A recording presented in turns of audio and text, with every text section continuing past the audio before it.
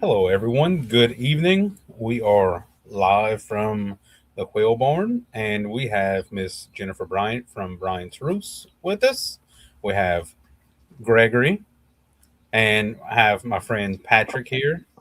Patrick is beginning his mentor journey, so we're going to teach him how to be a quail farmer, or um, at least get a lot of free help out of him for sure. I don't know how much you can learn here, but so we're going to start off tonight. I'm going to thank my channel sponsor first, because what kind of person So without we're doing gonna that? start off.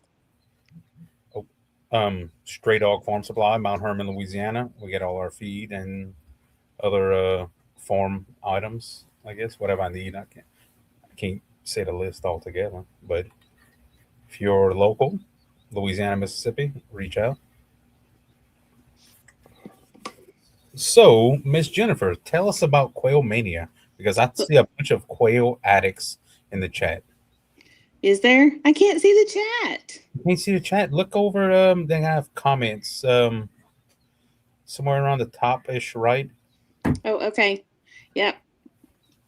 Oh my goodness, there are bunches of people in there. And every single one of them's quail addicts. Oh my. Well, David was just at the door, so I was looking at. So he wanted to watch live, and he has no idea how to navigate anything. So I was trying to text him the link really quickly.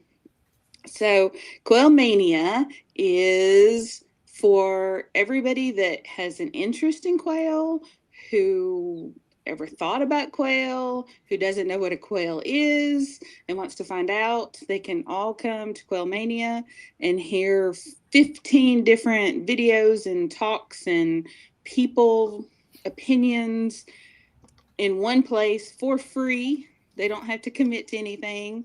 They can find out everything they want to know, from incubating to running a full-fledged business and everything in between. So it's 2 days. Well, it's actually 3 days. It's 2 days active, but everybody can stay for 3 days and watch whatever they want to. And there's giveaways in between each speech, video. It's just going to be a lot of fun. Live chat roll. Yep. For all you husbands out there, it's Valentine's weekend, and I know none of you purchased anything. So get flowers, quail eggs, and get the ticket to Quail Mania. Yes. That seems like that would be a good deal. Christina, I know what you're getting. There is an all access pass that you can buy that will get you more.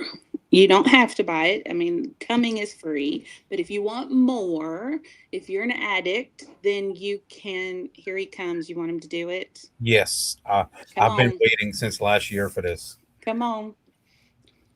What's up, fellas? Don't holler. Oh, they can hear me. All right, then. He's never been on before. Hey, David. What's going on, y'all? Y'all look like some people need to package me some boudin. We could do that. All right, well, get it on up here. I'll eat it for you. Perfect. I want to hear you do your Quail Mania. Oh yeah. Oh yeah.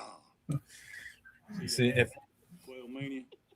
if that doesn't get you excited about Quail Mania, nothing will. Bye, y'all. Oh my goodness. Oh, I'm gonna have to go back and rewatch this. Yeah. I love that. Fix my ear. Oh, that was in your ear. So, all access pass gets you a lot of free goodies that the free ticket doesn't.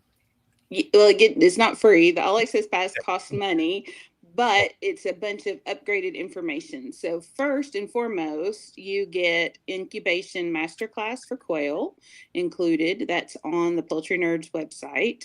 You would get ebooks and downloadables and coupon codes from more than half of the speakers. Have put something else in there.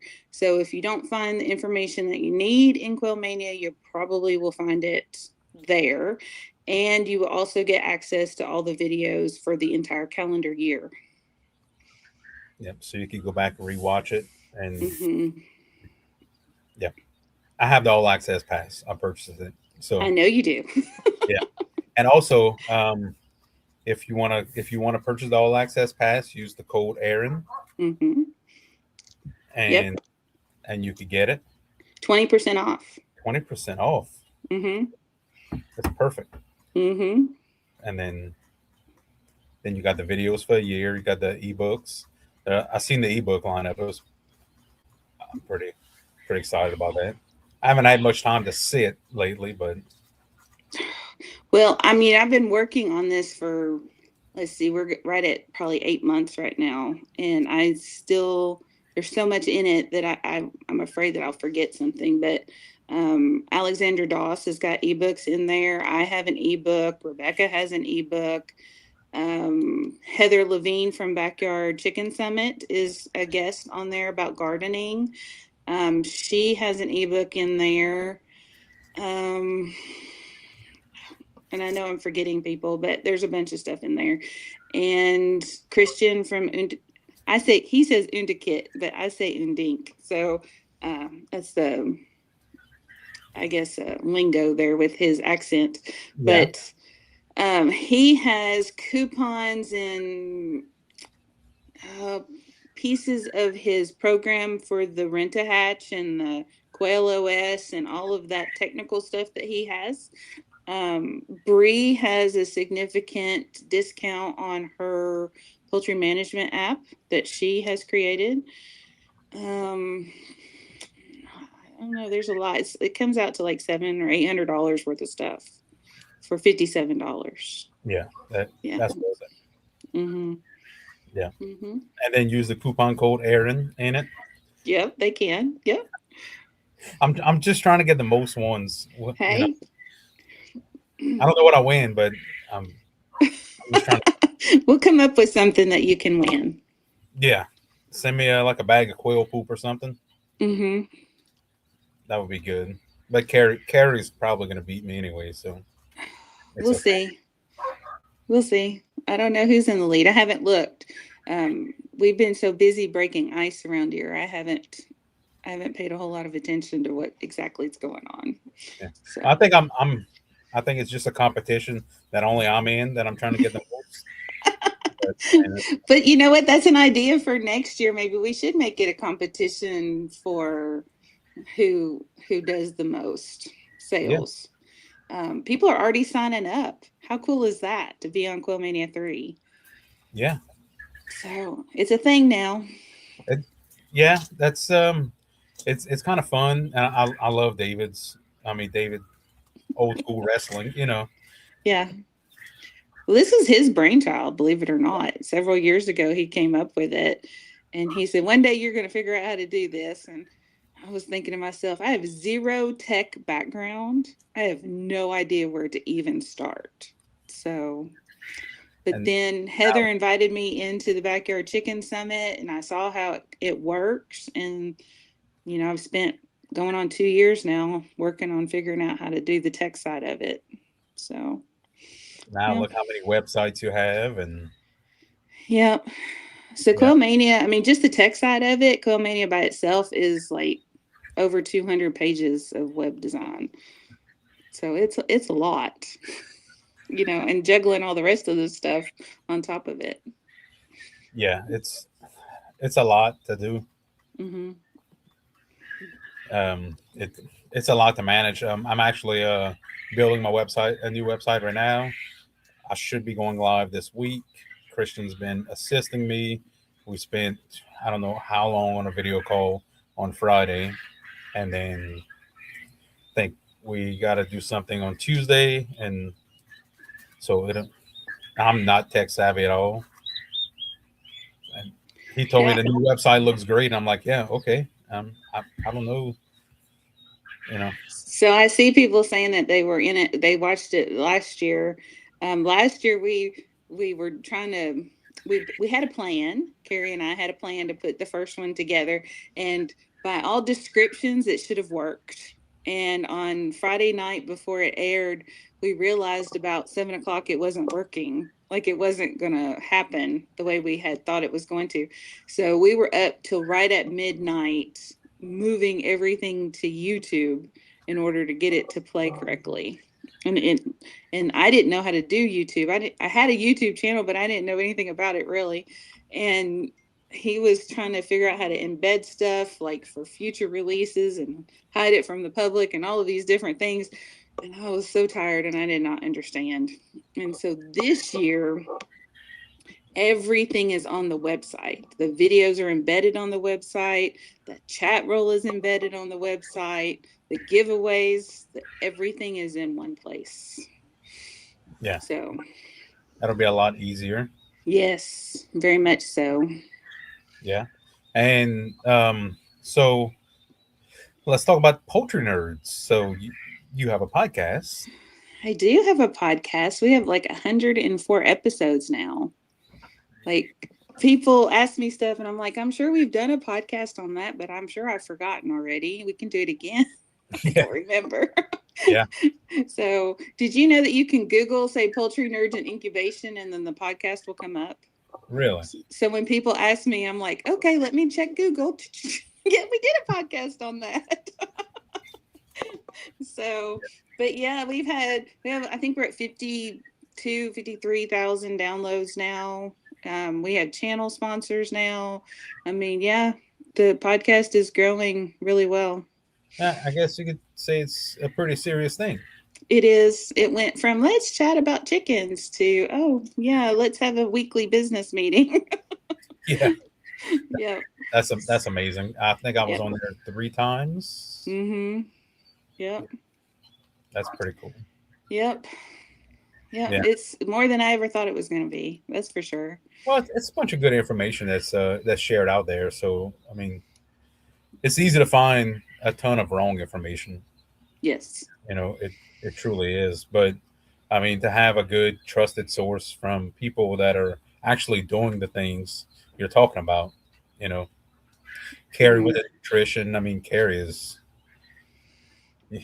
I mean, there are people smarter, but, I mean, Carrie is like, he's obsessed with nutrition. I think he's on his way back from APA right now. He's been there since Wednesday. So yeah, I don't think I've ever met someone as passionate about it as he is. Yeah. So he's doing really well. He the nutrition side of it, I mean, he's shipping internationally now. So yeah. So the poultry nerds is, I mean, that's us getting information out there, but that's also people trusting us. That was the purpose of it. We do know what we're talking about, and if we don't, we'll find the answers for you. Yeah. We don't ever try to say anything we don't know. So his passion is nutrition, mine is the incubation. So, we just keep putting that information out there. Yeah, I enjoy. That's my favorite thing to listen to when I'm driving. Is the Poultry Nerds podcast. So like, I can't sit down long enough to listen to an episode if I'm not driving. But when I'm driving, to kind of have listened to you and Carrie while I'm driving. Yeah. Many times, so I'll catch up on it. I think we need like some 6-hour long episodes, but I'm sure you disagree. Yeah, we don't have any 6-hour episodes. Well, that's not just that way I can listen to one just continuous episode. Okay, there you go. You can do that. Yeah, I think we need some. Oh, you know who's coming on QuailMania that I'm most excited about? You're going to be so excited, Mr. Louisiana. Gary Landry. Really? Yes. So I invited him, and then he was like, oh, I don't know. And I said, oh, please, I'm begging you. And he said, well, I don't really know how to do it. And I said, well, you want to do it interview style? Okay. Have you ever met him or talked to him or seen him? Okay. He's all like little happy, he's just a happy guy. And, but he's a night owl and I am not. And like, when we get off of here, I'll be ready for bed. And so he's like, I like to stay up late. And I said, oh, okay. So we talked from like 8 to 11 about button quail. He's like one of the original importers. He's been importing before I was born, and I have grandkids. So, but anyway, I got all the goodies from him, and I got 3 hours worth of information over the last let's see. I don't know how old he is, but he started importing them in the 60s. So 60 something years of information. Plus, I got all the lowdown on the early days of importing Coturnix quail. He knows all about that kind of stuff and knows everybody who was doing it. And I got all that stuff. So we condensed all that information down to about 50 minutes or so that's going to air on QuailMania. But the rest of the 2 hours is right here all locked in. So. That's amazing that someone that's been around that long. Mm-hmm. And I always say, like, the quail I have now, I'm sure 10 years ago, like the quality that we have now, I'm sure 10 years ago was like people couldn't imagine that. And then I'm sure in 10 years from now, the quality is going to be significantly better. So, like, to see somebody that's been around that long, Mm-hmm. and hear their stories is pretty awesome. Mm-hmm. It was fun. I will say that I learned a whole lot. The biggest thing that I learned was he leaves the light on his buttons 24/7. He said their metabolism is so fast that if you try to put them in the dark, they'll pretty much starve. So he just leaves the light on them. That's interesting. Yeah. So I don't do that. I mean, I'm talking about like when they're babies. And I tried it and it worked. But then I was like, I don't like leaving my lights on all the time. So I changed it to where the timer in my brooder room goes off at 11 and comes on at 5. So they still get 6 hours. And I figured in my head, if that wasn't enough, then I would kick it on for like an hour in the middle of the night because all my stuff's on timers. But no, I quit losing them and they do really well now. Yeah, Mm-hmm. that's pretty awesome. Mm-hmm. I have a box of button quail behind me. They are fast, They are. so fast. So And I was looking at mine today. I had gotten some fallow eggs from somebody up north, and I was really, really sick when she sent them to me, and like had the flu or something. And when I went to put them in the hatcher, I mixed them in with mine and didn't hatch them separately. And I was like, crap. But I see fallow in this most recent hatch. oh, Ooh. I might have to pull them out and keep them for myself and see if that's what they are. so we have a few button quail, and Christina was like, she wanted to get some because when we had button quail years ago, we had some in the house in an aquarium, and she enjoyed it. Mm-hmm. So those little you see them on Amazon, those little wooden brooder boxes with a glass front. Mm-hmm. So I bought her one like that and assembled it, and she has a pair of button quail in the house. Mm-hmm. And I always said no quail in the house, Mm-hmm. not with their clothes on. Mm-hmm. We bring quail in the freezer without any clothes, Mm-hmm. but we have 2 button quail in our living room in one of those brooder boxes. Yeah. So do I, Christina. It's just how we roll. So I think I'm gonna bring a little trio of jumbo whites inside. No, it's not the same thing. I mean, You lose. I probably do.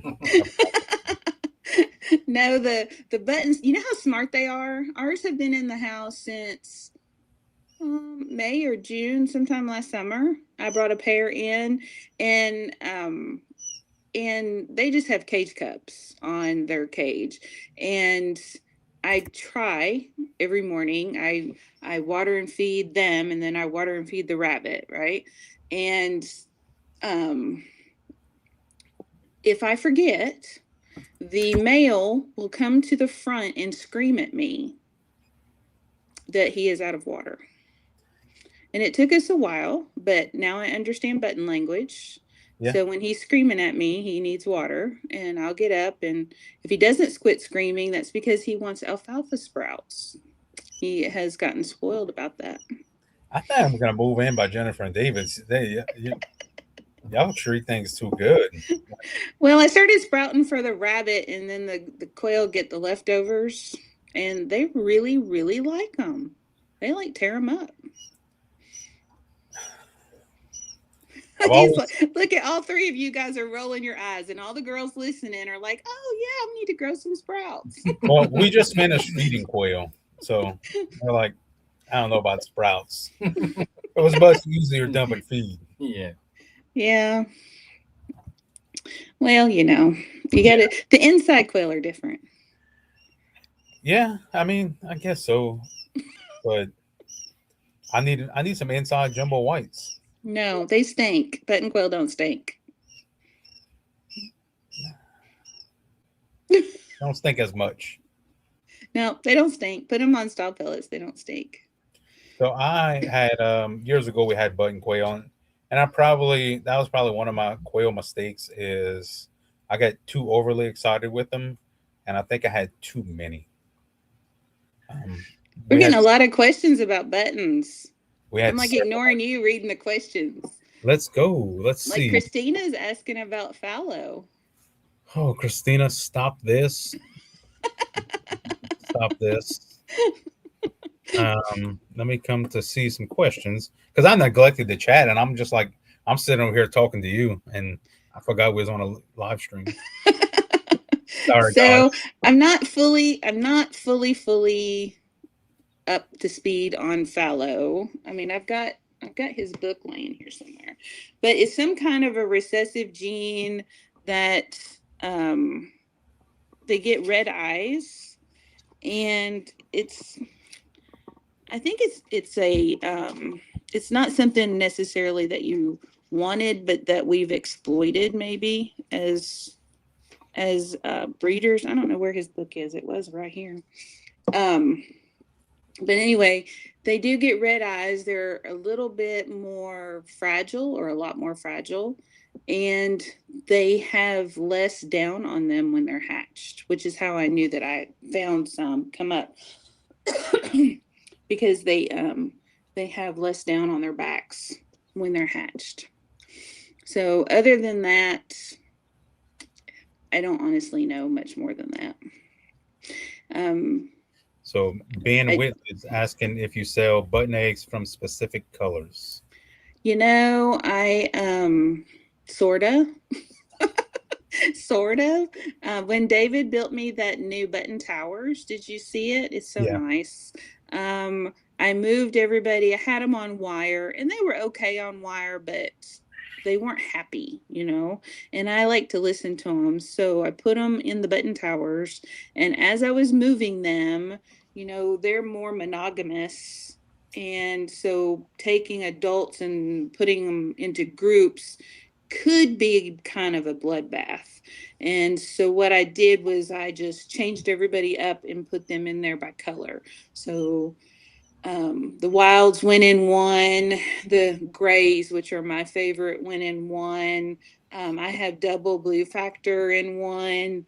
And then I have some whites on some wilds to make tuxedos in one. And then I have pearls and whites in one.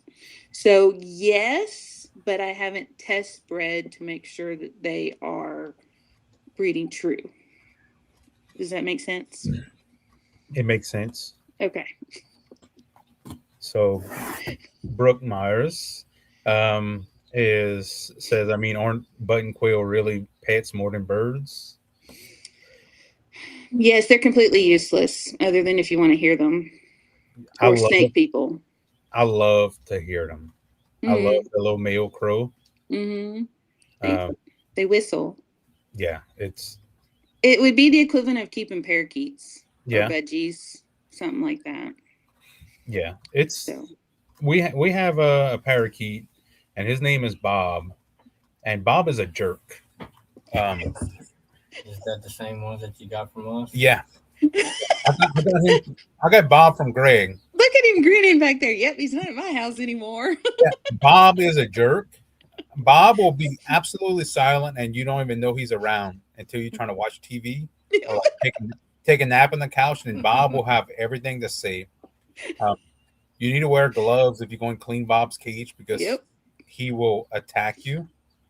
Um, he is the most evil bird I've ever seen in my life. Like You there, want to you want to hear a funny story? yeah. So you're going to really like David after this story. So I decided a couple years ago I needed parakeets. I'd never had them before. So I go out, and this lady, we had a tornado in Nashville a few years ago, and a PetSmart was demolished, and she found these budgies in her front yard. And so she picked them up and saved them, but then she had to buy a cage, and then she had to buy this, and she had to buy that. Well, she was older, and she used the excuse that she's older, and she didn't want to take care of them. So we drive up to Antioch, and we pick them up, and she practically gave them to us in her sweet old lady way, right? We get them home, and a friend of mine had given me this big giant parrot cage, and so I put them in there, and I made them like a nice home and everything, and we sit down to watch TV. So I moved them, and I moved them again the next day, and I moved them again the next day, and we couldn't watch TV anymore. And then one day I told David, I was like, I think I'm over parakeets. It was like maybe 6 weeks later. So I put an ad on Craigslist, and this guy called me, and he said, "My son wants parakeets for his birthday. Do you think I could come get them?" Why, yes, I think I could range that. Well, that day I had to go to Murfreesboro, so David was home, and the guy came, and the parakeets, stranger danger, oh my God. And he's like, man, I don't know if that parrot cage is going to go in my back of my truck. David goes, oh, it's going in the back of your truck. David picked up the whole thing and laid it down in the back of his truck. He said that man did not know what to think about that. He didn't even care if he paid him or not. He was said no take backs. So they were gone. And like so, Bob knows his name. Um, and it's funny because I mean he's pretty smart. He's just a jerk. Like Mm-hmm. Yeah, I don't think those people, I think that's all AI, those people that are online and their birds are flying to them and landing them on their shoulders and stuff. I don't think so. yeah, not a parakeet, budgie, or any of that. I mean it's you do have some smarter versions of it, but of birds, but it's not Bob. I can tell you that. Um, Bob is a jerk. Thank you, Greg. You're welcome. Greg was like, man, because Lane always had like a parakeets and whatnot, and um, Lane sometimes would love them a little too hard. Mm-hmm. So he had just lost his last one, and Greg was like, hey, you want two of them? He said they mean. I'm like, well, they might be tough. I can tell you, Bob's tough. David just texted me, Bob needs to go on a biscuit. I would eat them. Man, Bob is. I wanted to get like a parrot, like a macaw or something. Mm-hmm. Like those guys live a long time. Is it that white umbrella? The That one? no, they're like the big parrots. Oh, yeah. And but like they live for a long time, and I mean, Christina's lucky. I mean, we've been married for over 20 years. It's not much on commitment, Yeah. That's a long time. But I was supposed to get a big old parrot. He was big. An older lady that we knew, her husband had died, and she was going to give me the parrot, but then she was like kind of attached, and that was all that was left of her husband, kind of thing. And so I go over there, and she teach me about it, and then I was supposed to go over there like the next day and get it, and she called me and she told me it died. And David was like, oh yeah. Oh yeah. That might be where it came from. Yeah. I probably would have done the same thing. Yep. I could tell you, I've been into some sketchy places to get things for Christina. Mm-hmm. Nothing beats my sketchy middle of the night GQF purchase. that I live on the Gulf Coast, but I literally drove through this dark road. It was like 20 miles, no lights, and it was like nothing but swamp on each side of us to go pick up GQF. I saw somebody post on Facebook. Now, chances are this guy needed the money for something illegal, Mm-hmm. but he had a pretty good GQF for sale. So, like 10 o'clock at night, I seen it posted. I commented, I want it, and it was like $300. I mean, that's a good deal, you Yes, know. it is. So I told Christina, let's go. And we got in the truck. And I mean, I drove this swervy, curvy road. I mean, just dark. Like, can't see a single light. Pull up to this guy's house. He comes out from behind the house, and it's pitch black. There's no street lights. There's no lights in this house. He might not even have electricity in the house, as far as I know. And I just took off walking with him. Christina stayed in the truck, locked the doors.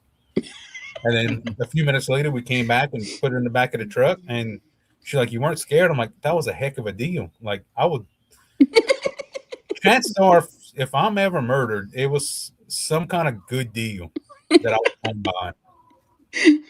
Was that your first GQF? No, We bought the first one a marketplace deal because I don't like to pay retail on anything. And I found one on market, I think it was Marketplace, and it was about 2 hours west of here, west of Nashville. And I told the guy, I said, well, it'll take us at least 2 hours to get there. Will you wait for me? Because I had tried to buy one the day before and they sold it before I could get there. But you don't want to drive all the way there. And then he sold it, right? So he's like, yeah, that's fine, whatever. Okay. So we get in the truck and we drive and we pull up in the park. We met him in a Sam's parking lot. And we pull up beside him and I'm short and he was shorter than me. And he just started in. He was from California and how Tennesseans were idiots and we were lucky that we knew how to tie our shoes and everything. And I just grabbed the back of David's arm and twisted it just a little. I was like, not yet, not yet. So we get all the GQF and he had all the trays. His story was he came here to raise emus because Tennesseans didn't know what was missing out of their lives, not having a farm of emus and ostriches and stuff. So he had all these trays. I mean, it filled up the entire back of the truck and got all of it for $500. And as soon as it was all loaded and I closed the tailgate, I just looked at David and I said, now you can have him. He walked up on that guy. That man's mouth never stopped moving the entire time we were loading that on how we were so stupid. And yeah, David left him standing, but he got an earful before we left. So, I mean, I just don't understand people sometimes. yeah. But that was my first one.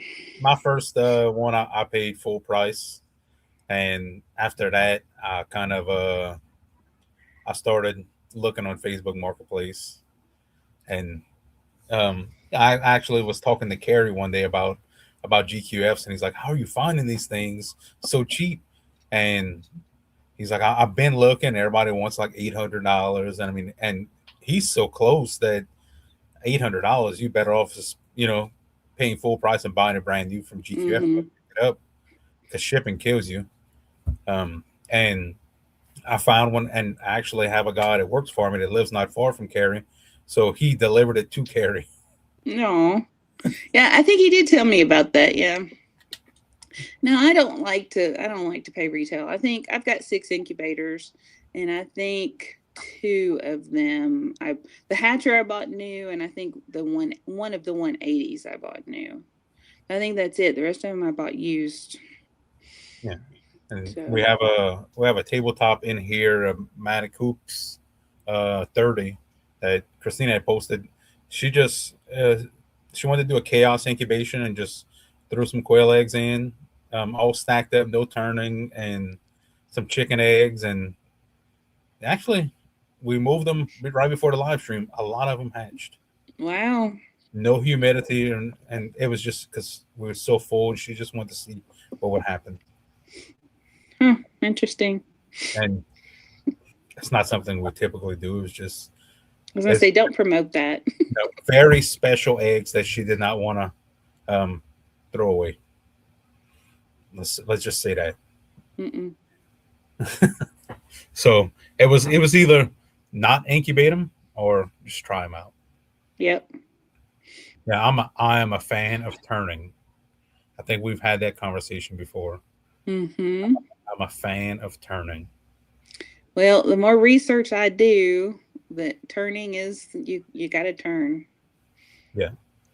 I went down this whole turning, no turning research, and of course, not at a college professional level like you, Mm-hmm.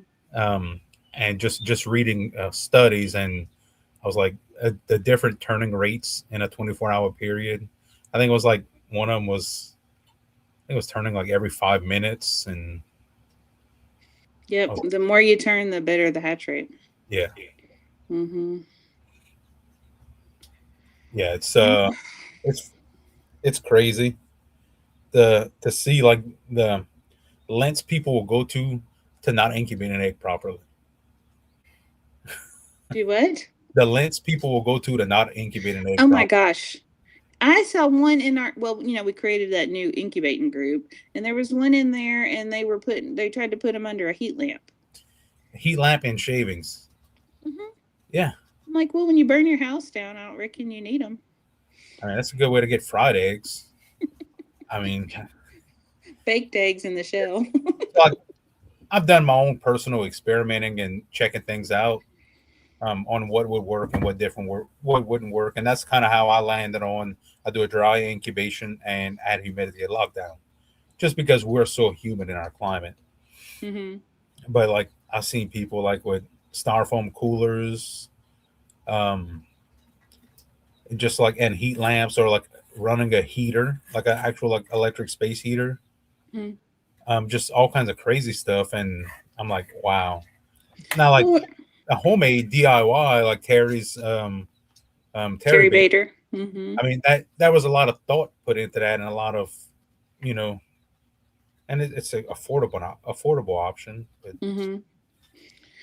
So we're not saying that you can't hatch this way, but do you really want to? I mean, it's not optimal. And my newest thing, since I finished the class, and now I have like all this information I didn't have before. So the goal here is to get chick quality. I'd rather have 5 quality chicks than 10 crappy chicks myself. Yeah. So, I don't know. I don't know. I guess it depends on what you want at the end of the day. Yeah. And there are some absolute cheap incubators out there. Mm-hmm. So you know exactly what I'm going to say here. So I ship hatching eggs, and when someone has trouble, the first thing I want to do is help them troubleshoot. Is it something on my end? Is it something during the transit? Is it something on their end? So like one of my first questions is, what kind of incubator and what was your temp and humidity? And I have seen some of the wildest incubators. The Timu incubators and I'm like, oh, like you. But now you know that one that everybody posts that it's clear, and they used to have a yellow top, but now I think they have a green top, and we always tell them to leave it in the styrofoam now. Yeah. That's what I started with, that one. I think I had 3 at one point. So, I mean, they work if that's what you've got and you're learning. I mean, we didn't start off with 1502s and hatching times. I started with that crappy thing. I think it was called a Sun Coaster or something at the time, but it's an Alibaba special is what it is. And yes, you have to leave it in the styrofoam in order to get it to hold temperature. I started off with Little Giant styrofoam incubators, and then found out forced air was the better way to go. The forced air models, and with the little egg turners in there to get the chicken egg turners, the quail egg turners, and I did that. We did that for years because I was like, I'm not paying that price for a cabinet incubator. And then when I had 10 or 12 of those and more than the price of a cabinet incubator, I'm like, well, maybe it's time to buy a cabinet incubator. Yeah. I think that's where I was. I mean, just you're taking up so much counter space, and you only have so much. So, yeah. Yeah, I like the GQF. I'm just I'm a fan of it. So I'm terrible with names. So the one sitting in the front was asking me before we started, did I hatch in the 1502s? The answer was no, because I couldn't clean them, because I couldn't reach in there and clean them.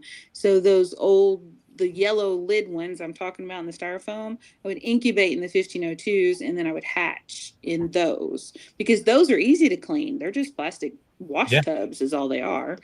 And that's how I did it for a really long time.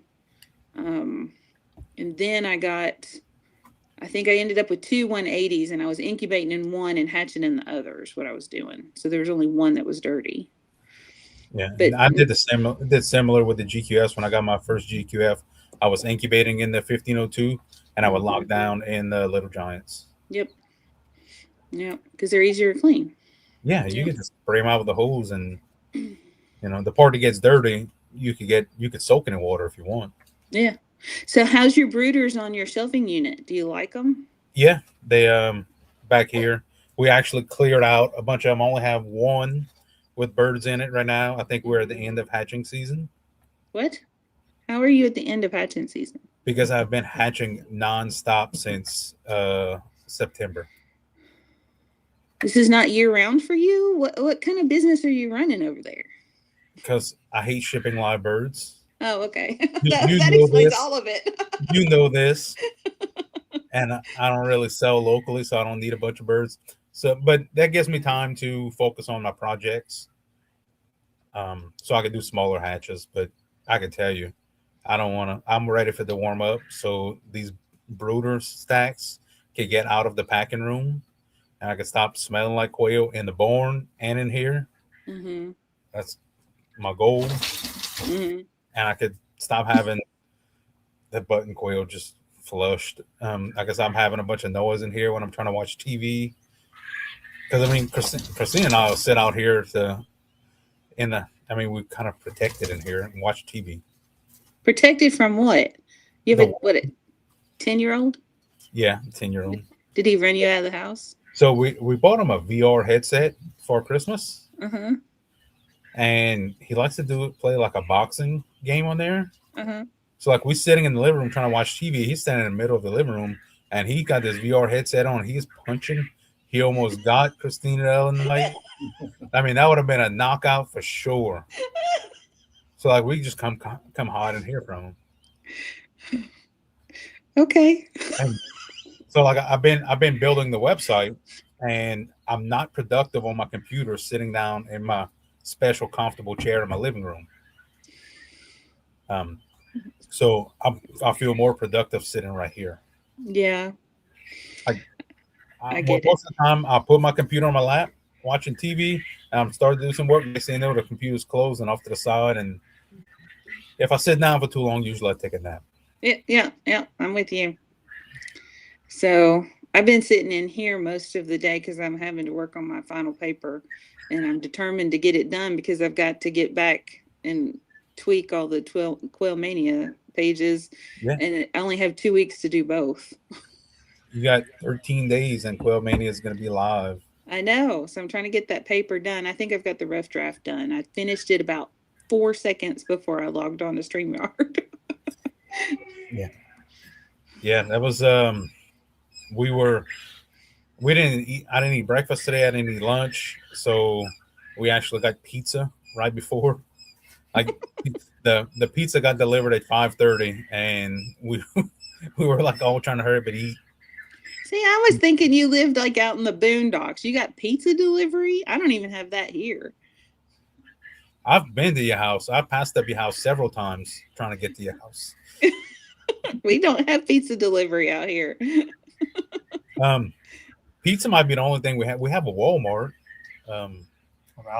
Rouse's. But not much. Pizza. We're about to get a Wendy's locally. Ooh, yuck. I'm not a fan of Wendy's, but It's gonna be interesting because they had like a donut shop open up years back, and it's actually the same building that the Wendy's was in, and it's just a local chain. There's only one other one, which is about an hour away. The line was like over a mile on the shoulder of the road and in the parking lot when this donut shop opened. It's like a drive-through donut shop, and I, people just went there, and it was just like that all the time for like 3 months, and then the business closed because Why? people stopped going. They got tired of it. Yeah, they got tired of it. Oh, we have the best donut shop right down the road, the best one. But if you don't get there before 8 o'clock, they run out.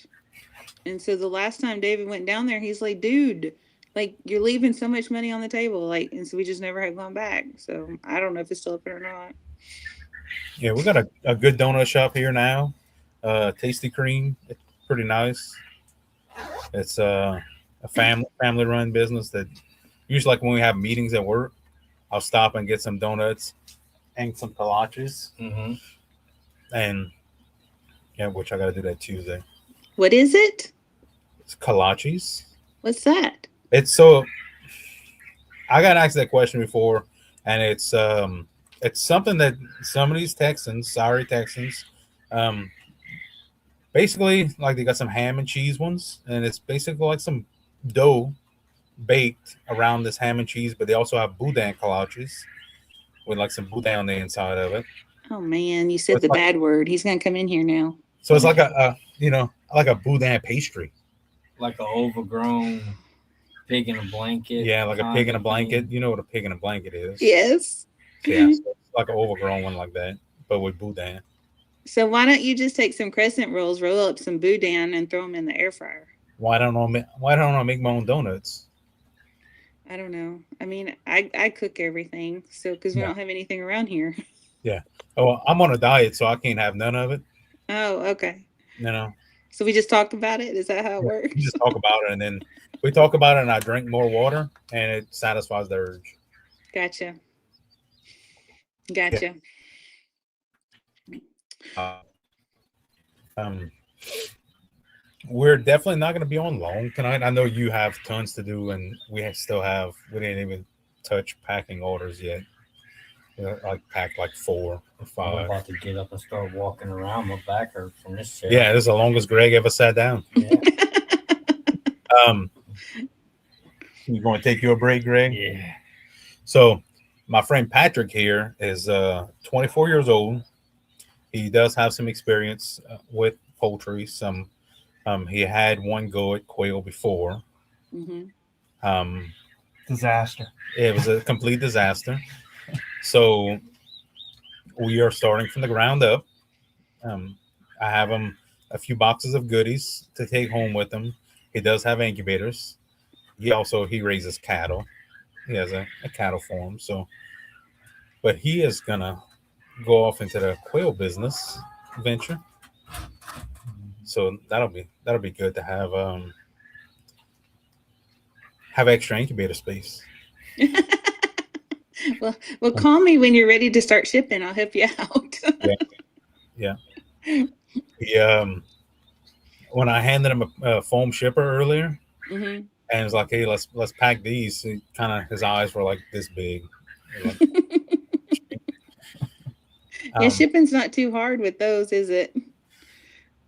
no, it's I think everything's streamlined, and my Brian's Roof shipping foam is pretty comfortable to or eggfoam.com shipping Egg foam. foam, yeah. Yeah. I can't buy foam from Brian's Roof. That's competition. She sells eggs. Egg foam doesn't sell eggs. Eggfoam.com don't sell eggs. So. No. It's But upcharge. I could never now eggfoam.com is easy to remember. It's like when I go to the website to get foam, I go to Brian's Roofs and then go to egg foam from Brian's Roofs. Because I can Yeah. never remember what the website is. I mean, how much more simpler can you make it for me? Eggfoam. I don't know. I even changed the logo. I spent so much time like thinking about the logo. It's in the shape of an egg. It even tells you at the bottom what it is. I'm showing it to David while I'm working on it. He's like, "Why is it crooked?" It's like it's an egg. I don't know. Yeah, I still Maybe go it's to a man thing. I go to Brian's Roost first, and then there. I've got my own line of live shipping boxes. Not that you care, but maybe everybody else might care.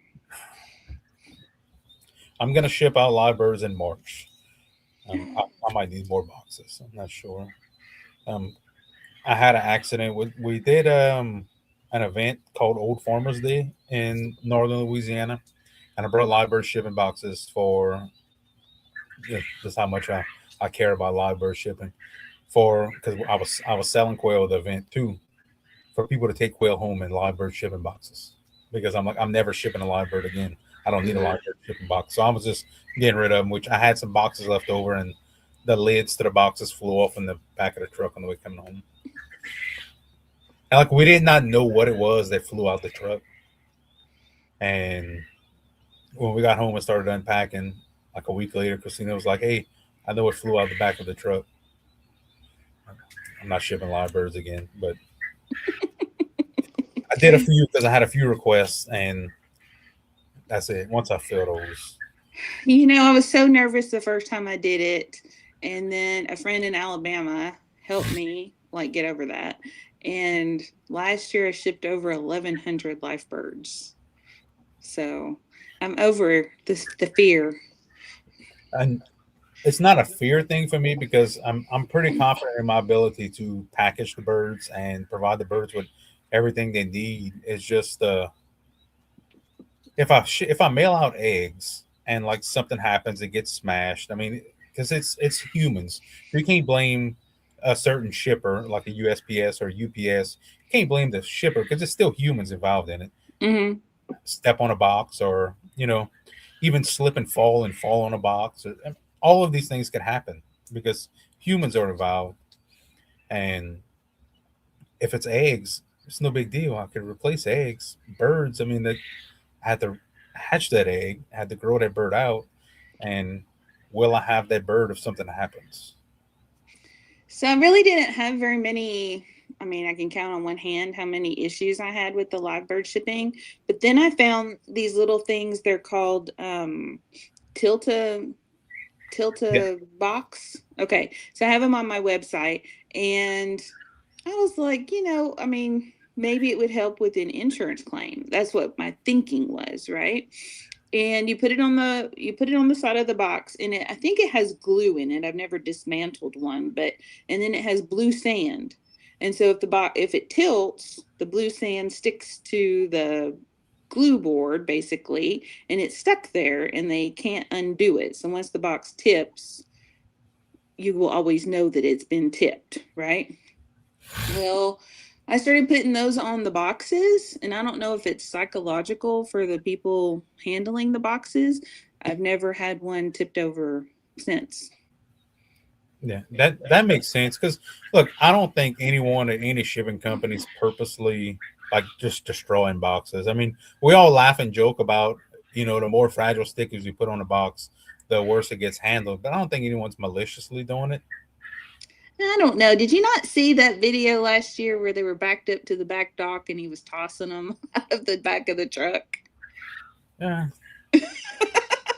But I mean, a normal box that's not hatching eggs, would it really matter that much? I mean, if it was my fine china I was sending to you, it might. Yeah, well, I guess you got a point. Maybe For a snow I have. globe off of Timu? Yeah, maybe I just have too much faith in humanity. Maybe. I ain't got no faith in him. Yeah, yeah, it's yeah, maybe. I don't know. I think that because I mean I know quite a few UPS workers and USPS workers, and I mean none of them would do something like that. I think 99% of them are fine. Yeah. But there's always somebody.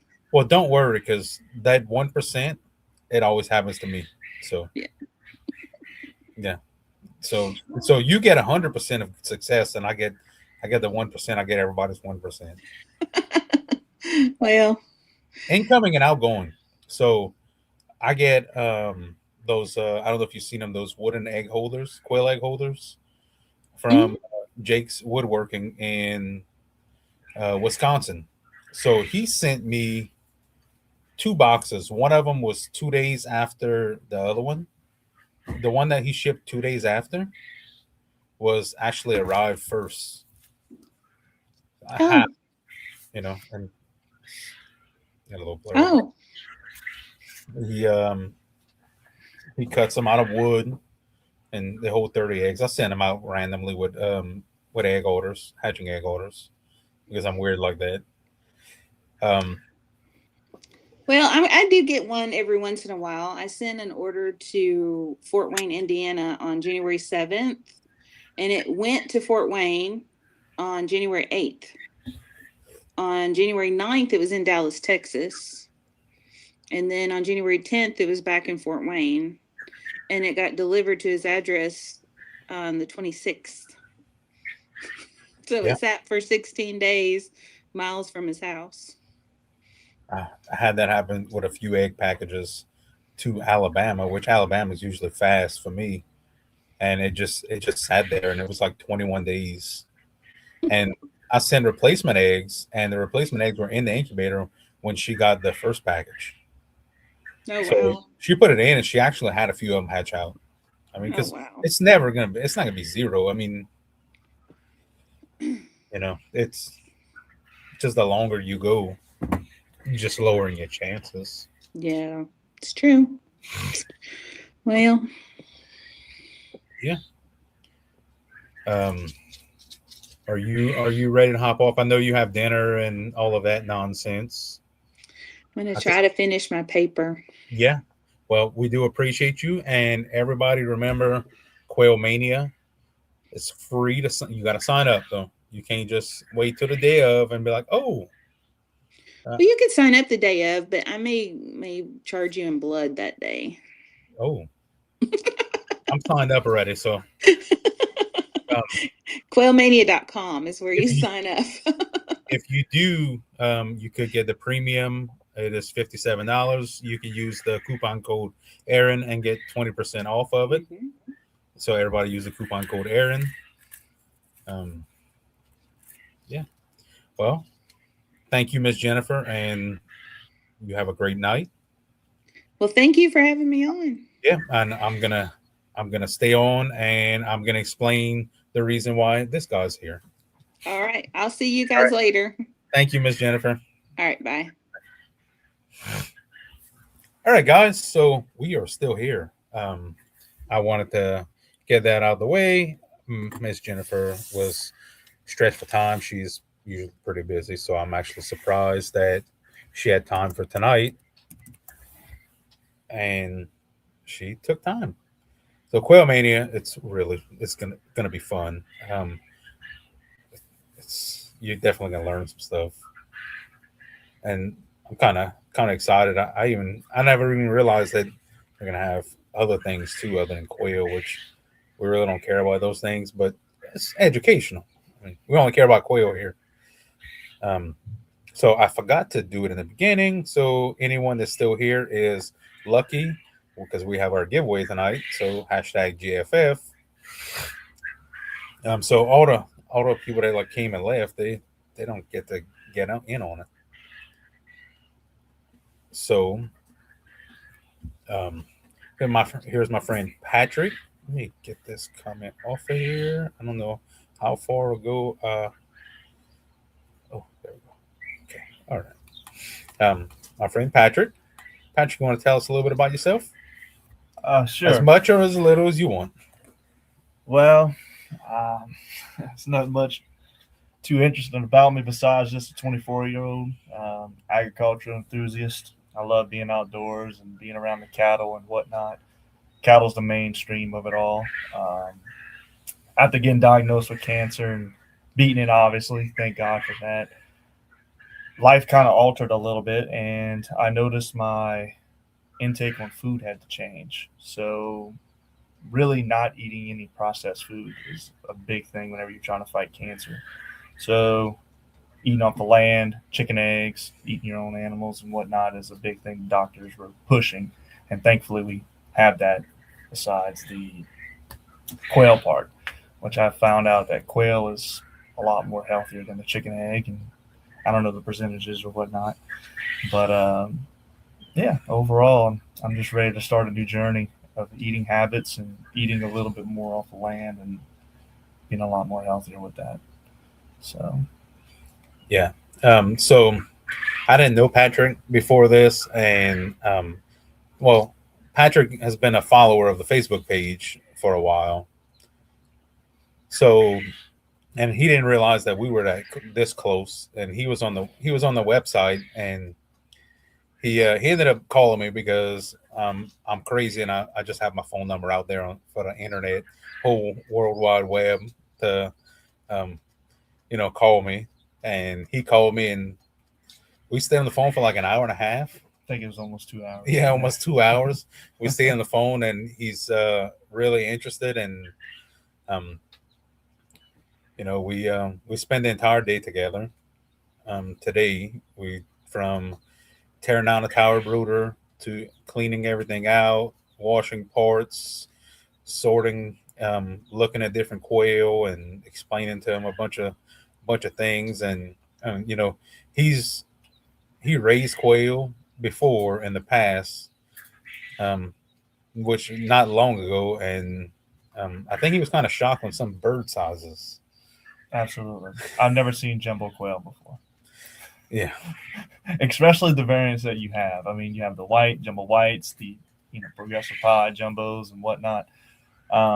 He's got a couple of animals that hasn't been offered to the public yet, so I'm not gonna speak on those, and I probably can't even pronounce the names, but it's astonishing to see just the basis Caturnix and all the different variants in between. It's pretty phenomenal. what about the egg size? Egg size is remarkable. I've never seen. I mean, it looks like a miniature chicken egg, almost the size of a Bantam egg. And I've had chickens and ducks and whatnot beforehand and hatched on a large scale of chicken and duck eggs. But when it came to quail, I was never very successful. Not at all. Yeah, and so we're gonna get them started with the right equipment, good genetics, good feed from Stray Dog Farm Supply, Mr. Brian. I'm sure you'll probably watch later in whatever country you're in right now. Um, so we got him with the brooder plate. He already has the most expensive part of the whole operation is he already has incubators. So I mean we're doing hands on ground up. We're hand building cages and customized to his needs and his liking. So this is going to be a pretty fun journey for both of us because I do a lot of mentoring, as most of you know, online and very little in person. So it's it's it's going to be fun for both of us. It's going to be weird for me as far as like accepting help when we're working because like Christina and Greg, um, like I was off, me and Patrick doing other things today, and they were just working, and that's mostly how it happens. Um, Mostly it's Christina and Greg doing the work, and I'm the pretty face of it. But I think it's gonna be fun. We're gonna have to take a little break. Patrick has chemo treatment on Tuesday, and but while he's recovering from that, before he could go out in public, he'll have eggs in the incubator that he's leaving here tonight with. So that'll kind of give him something to look at while he's in isolation, and information to read on, and of course we're gonna have phone conversations and stuff. So this is absolutely fun for me because I just want to fill this world up with um, educated, ethical quail breeders.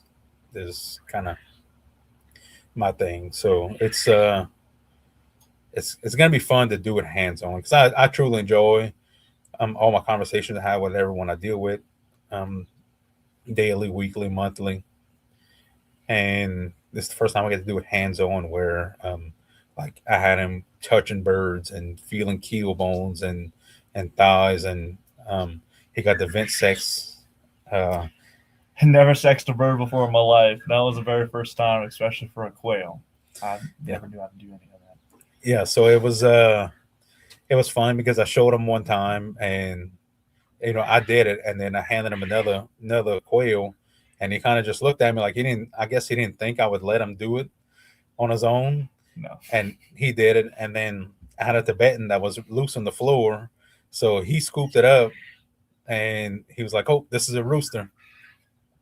So that was fun, and explaining to him some of the genetics, and I mean, you have to start at the ground up and work your way up, and but he got to see what a true jumbo weighs and what a true jumbo, what the body feels like, and we did have some birds with some not so good qualities that we got to look at, not just the perfection, because if you're looking at it and you know all people show you is the good stuff and not the ugly side of it, then I think you might feel like inferior starting out. Maybe you start out with like you're not really sure. You start second guessing yourself, and I don't think that's right. So he got to see the good, the bad, the ugly, and you know everything. I got to show him some body types that birds that we're gonna call that just didn't make the breeding programs,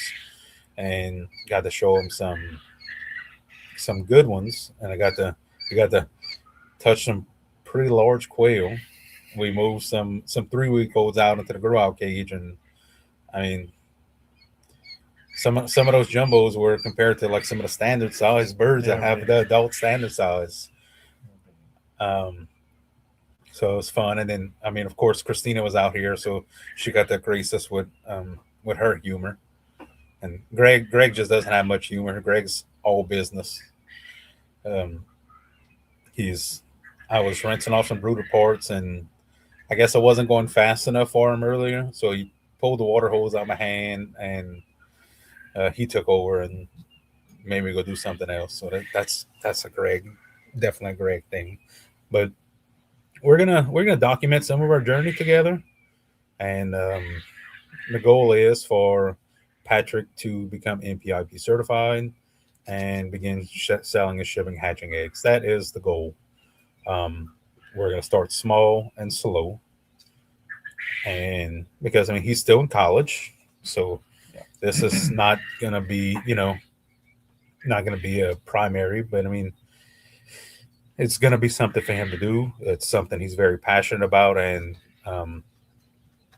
it's really something that I was really looking for in for someone to be passionate about it, because like I do this, and I mean I'm gonna tell everyone that Patrick does not pay me anything.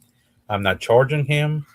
Um, I want to share my passion with his passion, and he's passionate. I mean, he texted me. It was like 11 o'clock last night. He said he was so excited he couldn't even sleep. Running off for 3 hours of sleep currently. Yeah, so it's gonna be fun. It's gonna be fun to have somebody to match my passion. Greg and Christina, I think they more support me than share the passion. Not nothing to take away from them, because I mean they put in probably more work than I do. Christina does more physical work with the quail than I do. I get to do the fun parts, and she does the more tedious stuff, and then Greg does a lot of the dirty work, and I still get to keep my hands clean. But I personally feel like they do it more just to support me and my passion, and sharing this with Patrick. I think it's gonna be passion meets passion. So you never know what the possibility is, but I could tell you it's something great's gonna come out of this. And Oh yeah. yeah, I'm super excited. And another thing I'm really excited about is I just recently got accepted into nursing school. So the end goal is to become an anesthesiologist, a CRNA. And with that being said, I'm going to start from the ground up as being a nurse. I want to be a well-rounded individual when it comes to healthcare.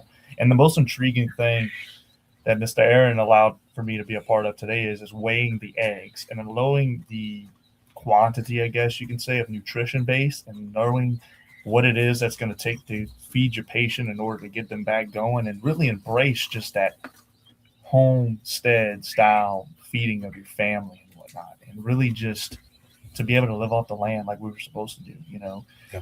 and not have all these processed foods and McDonald's and whatnot. Nothing against those individuals who do that, but you get more out of your money if you support local and you do local things. You know, supporting a local farmer goes a long way than a big corporation and a big chain. You know, I preach it more than I know.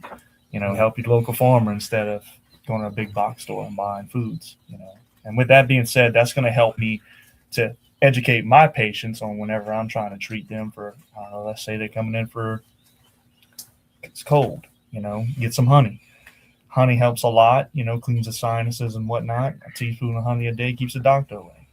Yeah. I might get into bees. Mr. Aaron raises bees. Who knows? I got a pasture that grows beautiful, beautiful flowers. I'm sure my cows would probably tip the beehives over, but you get something. You can put some fence around them. Yeah, hot wire fence or something like that. I mean, I think it would be tremendous. Yeah. You know. Yeah, it's bees are real fun. So we're gonna hop on over. Let me see if I could do this here without. I usually mess this up, Patrick. Let's see if I could do this. I'm starting to get the hang of this technology thing.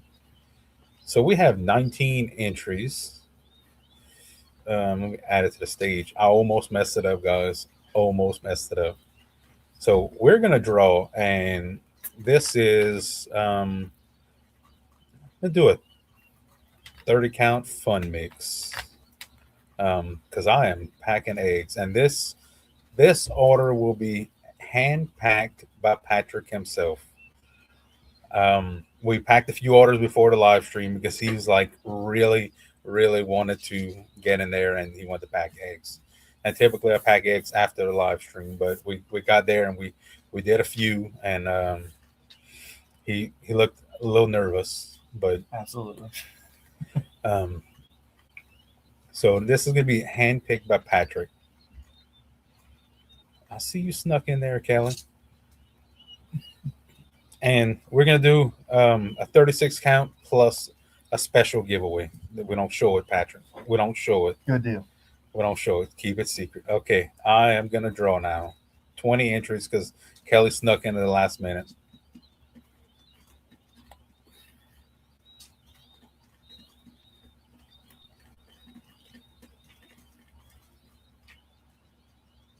Oh, John. All right. So, John, you are brooding chicks right now, but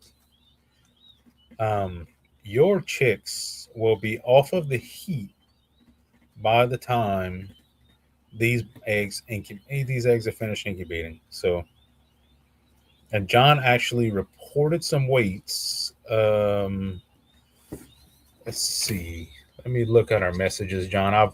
I've been like really busy today, back and forth. So anyone that messaged me today, I was not being a jerk. We were very busy. Let's see, where are you, John? So John has 2-week-olds and 2-week-old jumbo browns. He just said I could pull someone else. John, you are killing me. With an average weight of 4.4 ounces for 2-week-olds on jumbo browns, and the target weight for 3-week-olds is 4.5. So these birds are running right at, a week ahead of schedule. So that's amazing. And that's actually jumbo browns from my meat maker line that eggs I sent them from another giveaway. John, you are killing me. John does not want it, so John wants to draw it again. So we're gonna draw again, John. Patrick, maybe he just doesn't want you to pack the eggs. Maybe so. No, John's a real nice guy. So we're gonna draw again. Let me make sure I got it on the screen. Let's see who's gonna win. I see Christina didn't enter. It's kind of depressing. There was my chances. Oh,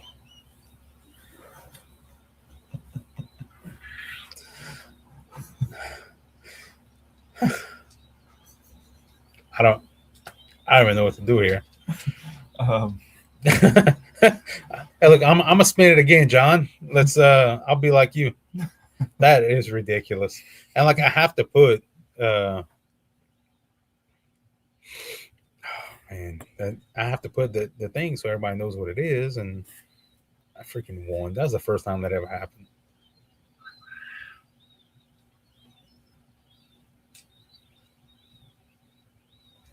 Desiree, you won. all right. I have your address, so I'll send you a 36 count of whatever John puts in a box. Whatever Patrick puts in a box, not John. I was reading John's comment. That's fine. Yeah, whatever Patrick puts in a box. So it could be anything. Who Really knows? fun. Yeah, could be anything. You never know. He's definitely got an astonishing collection of quail that I've ever seen. I've still never Yeah. seen quail that size before. So I don't let many people in the barn, and we did practice biosecurity, and I really don't let many people here at all. So it was. I think he was shocked. I think the first hour he was just like walking around saying, "Wow." I'd be a rich man if I had $1 for every time I said "wow" and "holy crap." Yeah. Yeah. And I don't think he was expecting to get like hands on with it. So Definitely a good time. yeah. Sure. Thankfully, this is the last chemo this Tuesday, and then I start radiation for 3 weeks, 5 days straight. Reluctantly, they said quicker to do the test than it is to park the car. So I'm all hands on deck and ready to get it over with. 24 years old. I don't do any drugs or anything of the sort. I'm healthier than a miniature horse, I guess you can say. And I work in a hospital, night shifts in an emergency department as a patient care tech. So I'm constantly staying busy. And that's what I love about the quail. And what I noticed today is it's constantly on your feet. And I just love that ongoing thing. With my cattle, I can only do so much. Yeah, down in the pasture, just doing cow things. Doing cattle things, that's right. Doing what they're supposed to do. Hustling, eating grass, and not depending on me. And that's what I love. They get their medications, but we typically try not to medicate if we don't have to, because we believe in them practically taking care of themselves. Yeah. So, and that's not a bad thing. Yeah, that's the beauty of raising cattle is That's right. You got the grass to feed them, feed them. We don't really feed them as much, especially on our slaughter calves. We try not to feed too much because we want you to be able to taste the flavor of the animal. We might finish them out for the first 30 days, but it really depends. Depends on what the customer wants. Yeah. So Desiree's asking what your YouTube. He doesn't have a YouTube channel yet.